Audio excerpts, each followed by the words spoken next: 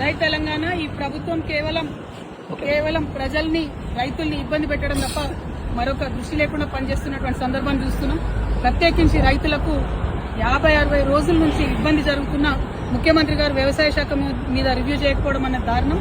తక్షణమే రివ్యూ చేయాలి. మిగతా కళ్ళల్లో ఉన్నటువంటి వడ్లన్నీ కొనాలి. ఖచ్చితంగా జొన్నలు కొనాలి, పొద్దుతిరుగుడు పువ్వు కొనాలి.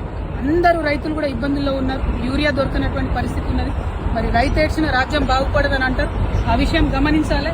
తెలంగాణ రాష్ట్రంలో రైతులు పండించినటువంటి పంటకు తగినటువంటి విలువ లేనటువంటి పరిస్థితి ఉంది. అట్లా కాకుండా రైస్ మిల్లర్లు, స్థానికంగా ఉండే ఆఫీసర్లు, ముఖ్యంగా కలెక్టర్లు మౌఖికంగా ఆదేశాలు ఇస్తా ఉన్నారు.